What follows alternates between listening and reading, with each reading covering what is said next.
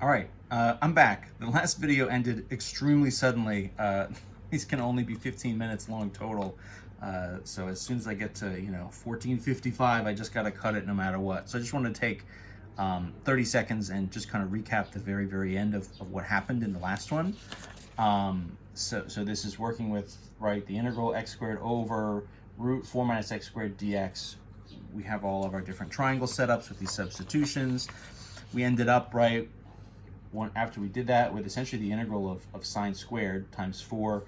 This we just did 8-3 style, so it's the sort of double angle formula, right? 1 minus cosine 2 theta. Do our integration, we're going to get this sort of theta minus 1/2. Then when we do our substitutions, right, what happens is I need a substitution for the angle itself, which if sine of the angle is x over 2, then to get to the angle, I would just do an arc sine. I would do the inverse. So then the angle would be arc sine of x over 2. So I can use that to get back to x.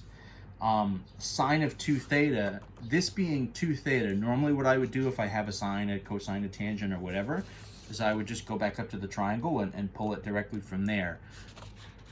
Because this is the sine of 2 theta, right? It's a double angle. Instead, it doesn't fit with the picture that we have. It's just regular angle. So I need that new formula, which is the sine of 2 theta is 2 times the sine times cosine. So once I know that, I can sub it in here. So if this is 1/2 sine 2 theta, then with this new formula, right, 1/2 times 2 times sine times cosine. So 1/2 and 2, right, will cancel each other out.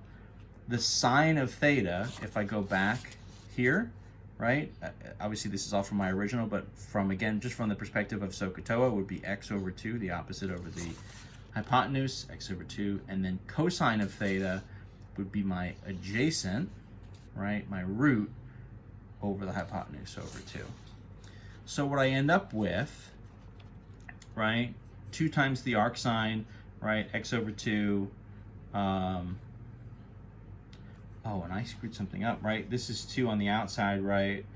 1/2 times 2, those cancel, but this 2 is still there.